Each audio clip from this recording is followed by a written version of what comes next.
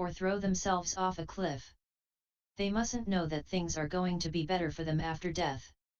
That's why they are ethical, of good character, wanting to live and not wanting to die, wanting to be happy and recoiling from pain. This is the method by which I prove that there's no afterlife. 2.6 The simile of the pregnant woman. Well then, chieftain, I shall give you a simile. For by means of a simile some sensible people understand the meaning of what is said. Once upon a time, a certain Brahmin had 2 wives.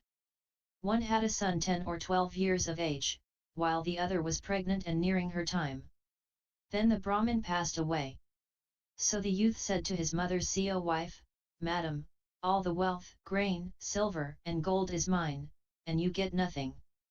Transfer to me my father's inheritance." But the Brahmin lady said, "Wait, my dear, until I give birth. If it's a boy, 1 portion shall be his. If it's a girl, she will be your reward." But for a second time, and a third time, the youth insisted that the entire inheritance must be his. So the Brahmin lady took a knife, went to her bedroom, and sliced open her belly, thinking, "Until I give birth, whether it's a boy or a girl."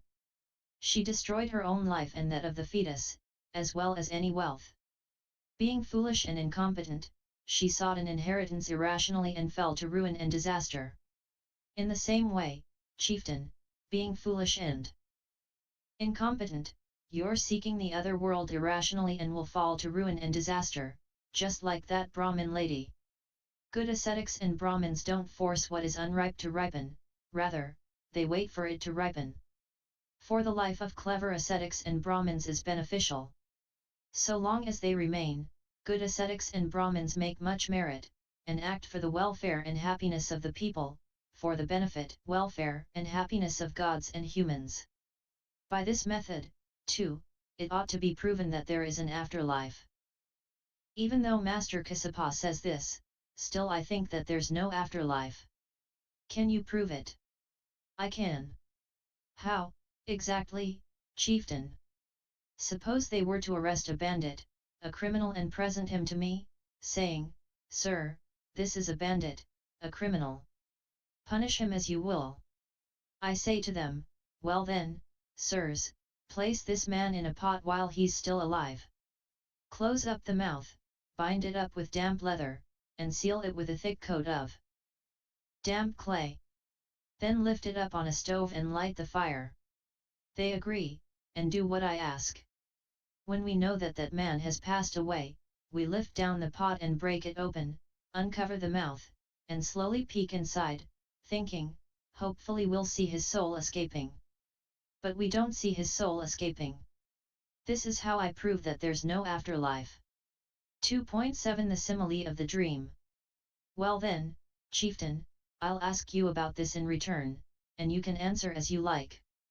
Do you recall ever having a midday nap and seeing delightful parks, woods, meadows, and lotus ponds in a dream? I do, sir. At that time were you guarded by hunchbacks, dwarves, midgets, and younglings? I was.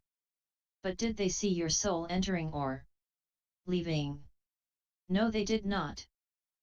So if they couldn't even see your soul entering or leaving while you were still alive, how could you see the soul of a dead man?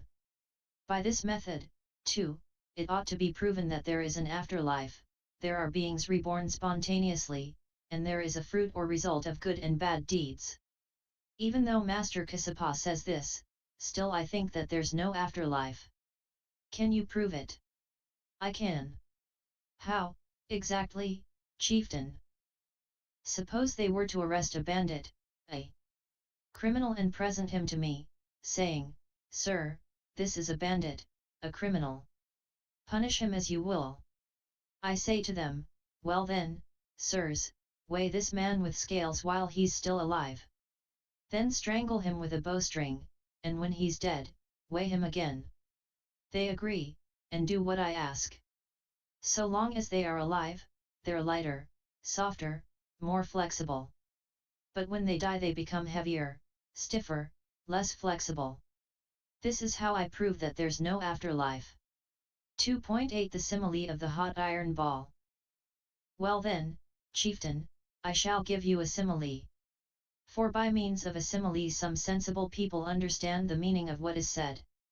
Suppose a person was to heat an iron ball all day until it was burning, blazing, and glowing, and then they weigh it with scales. After some time, when it had cooled and become extinguished, they'd weigh it again. When would that iron ball be lighter, softer, and more workable, when it's burning or when it's cool? So long as the iron ball is full of heat and air, burning, blazing, and glowing, it's lighter, softer, and more workable. But when it lacks heat and air, cooled and extinguished, it's heavier, stiffer, and less workable. In the same way, so long as this body is full of life and warmth and consciousness, it's lighter, softer, and more flexible. But when it lacks life and warmth and consciousness, it's heavier, stiffer, and less flexible. By this method, too, it ought to be proven that there is an afterlife. Even though Master Kassapa says this, still I think that there's no afterlife. Can you prove it? I can. How, exactly, chieftain? Suppose they were to arrest a bandit, a criminal, and present him to me, saying, "Sir, this is a bandit, a criminal. Punish him as you will." I say to them, "Well then, sirs, take this man's life without injuring his outer skin, inner skin, flesh, sinews, bones, or marrow. Hopefully we'll see his soul escaping." They agree, and do what I ask. When he's half dead, I tell them to lay him on his back in hope of seeing his soul escape. They do so. But we don't see his soul escaping. I tell them to lay him bent over, to lay him on his side, to lay him on the other side, to stand him upright, to stand him upside down, to strike him with fists, stones, rods, and swords, and to give him a good shaking in hope of seeing his soul escape. They do all these things. But we don't see his soul escaping. For him the eye itself is present, and so are those sights. Yet he does not experience that sense field. The ear itself is present, and so are those sounds. Yet he does not experience that sense field. The nose itself is present, and so are those smells.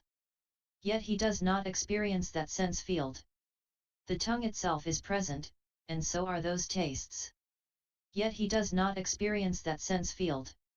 The body itself is present, and so are those touches. Yet he does not experience that sense field. This is how I prove that there's no afterlife. 2.9 The Simile of the Hornblower. Well then, chieftain, I shall give you a simile. For by means of a simile some sensible people understand the meaning of what is said. Once upon a time, a certain hornblower took his horn and travelled to a borderland, where he went to a certain village. Standing in the middle of the village, he sounded his horn 3 times, then placed it on the ground and sat down to one side. Then the people of the borderland thought, "What is making this sound, so arousing, sensuous, intoxicating, infatuating, and captivating?" They gathered around the hornblower and said, "Mister, what is making this sound, so arousing, sensuous, intoxicating, infatuating, and captivating?" "The sound is made by this, which is called a horn." They laid that horn on its back, saying, "Speak, good horn. Speak, good horn." But still the horn made no sound.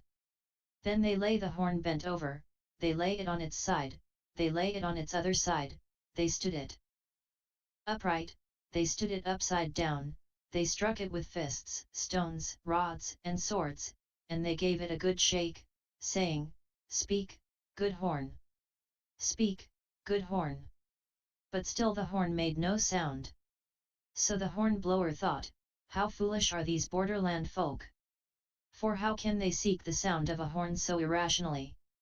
And as they looked on, he picked up the horn, sounded it 3 times, and took it away with him. Then the people of the borderland thought, "So, it seems, when what is called a horn is accompanied by a person, effort, and wind, it makes a sound. But when these things are absent it makes no sound." In the same way, so long as this body is full of life and warmth and consciousness it walks back and forth, stands, sits, and lies down. It sees sights with the eye, hears sounds with the ear, smells odors with the nose, tastes flavors with the tongue, feels touches with the body, and knows thoughts with the mind. But when it lacks life and warmth and consciousness it does none of these things. By this method, too, it ought to be proven that there is an afterlife. Even though Master Kassapa says this, still I think that there's no afterlife.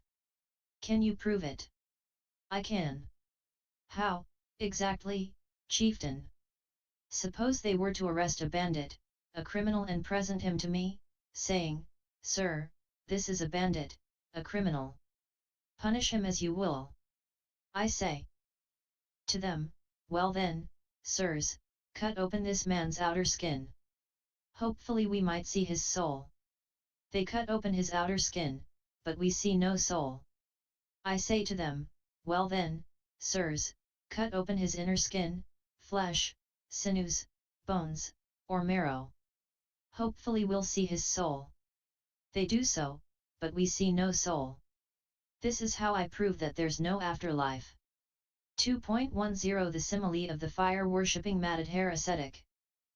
Well then, chieftain, I shall give you a simile. For by means of a simile some sensible people understand the meaning of what is said. Once upon a time, a certain fire-worshipping Matadhara ascetic settled in a leaf hut in a wilderness region. Then a caravan came out from a certain country. It stayed for one night not far from that ascetic's hermitage, and then moved on. The ascetic thought, why don't I go to that caravan's campsite? Hopefully I'll find something useful there. So he went, and he saw a young baby boy abandoned there. When he saw this he thought, it's not proper for me to look on while a human being dies. Why don't I bring this boy back to my hermitage, nurse him, nourish him, and raise him? So that's what he did. When the boy was 10 or 12 years old, the ascetic had some business come up in the country. So he said to the boy, my dear, I wish to go to the country. Serve the sacred flame. Do not extinguish it. But if you should extinguish it, here is the hatchet, the firewood, and the bundle of drill sticks. Light the fire and serve it. And having instructed the boy, the ascetic went to the country. But the boy was so intent on his play, the fire went out. He thought, my father told me to serve the sacred flame. Why don't I light it again and serve it? So he chopped the bundle of drill sticks with the hatchet, thinking, hopefully I'll get a fire.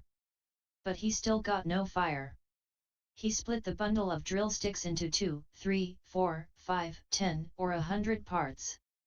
He chopped them into splinters, pounded them in a mortar, and swept them away in a strong wind, thinking, hopefully I'll get a fire. But he still got no fire. Then the Matadhara ascetic, having concluded his business in the country, returned to his own hermitage, and said to the boy, I trust, my dear, that the fire didn't go out. And the boy told him what had happened. Then the ascetic thought, how foolish is this boy, how incompetent. For how can he seek a fire so irrationally? So while the boy looked on, he took a bundle of fire sticks, lit the fire, and said, dear boy, this is how to light a fire. Not the foolish and incompetent way you sought it so irrationally. In the same way, chieftain, being foolish and incompetent, you seek the other world irrationally. Let go of this harmful misconception, chieftain, let go of it. Don't create lasting harm and suffering for yourself. Even though Master Kassapa says this, still I'm not able to let go of that harmful misconception. King Pasenadi of Kosala knows my views, and so do foreign kings.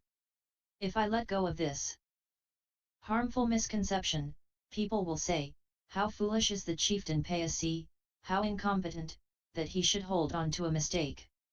I shall carry on with this view out of anger, contempt, and spite. 2.11 The simile of the two caravan leaders. Well then, chieftain, I shall give you a simile. For by means of a simile some sensible people understand the meaning of what is said. Once upon a time, a large caravan of 1,000 wagons traveled from a country in the east to the west. Wherever they went they quickly used up the grass, wood, water, and the green foliage. Now, that caravan had 2 leaders, each in charge of 500 wagons. They thought, this is a large caravan of 1,000 wagons. Wherever we go we quickly use up the grass, wood, water, and the green foliage. Why don't we split the caravan in 2 halves? So that's what they did. One caravan leader, having prepared much grass, wood, and water, started the caravan. After 2 or 3 days' journey he saw a dark man with red eyes coming the other way in a donkey cart with muddy wheels. He was armored with a quiver and wreathed with yellow lotus, his clothes and hair all wet. Seeing him, he said, "Sir, where do you come from?" "From such and such a country." "And where are you going?" "To the country named so and so." "But has there been much rain in the desert up ahead?" "Indeed there has, sir. The paths are sprinkled with water, and there is much grass, wood, and water." "Toss out your grass, wood, and water. Your wagons will move swiftly when lightly laden, so don't tire your draft teams." So the caravan leader addressed his drivers, "This man says that there has been much rain in the desert up ahead. He advises us to toss out the grass, wood, and water. The wagons will move swiftly when lightly laden, and won't tire our draft teams. So let's toss out the grass, wood, and water and restart the caravan with lightly laden wagons." "Yes, sir," the drivers replied, and that's what they did. But in the caravan's first campsite they saw no grass, wood, or water. And in the second, third, fourth, fifth, sixth, and seventh campsites they saw no grass, wood, or water. And all fell to ruin and disaster. And the men and beasts in that caravan were all devoured by that non-human spirit. Only their bones remained.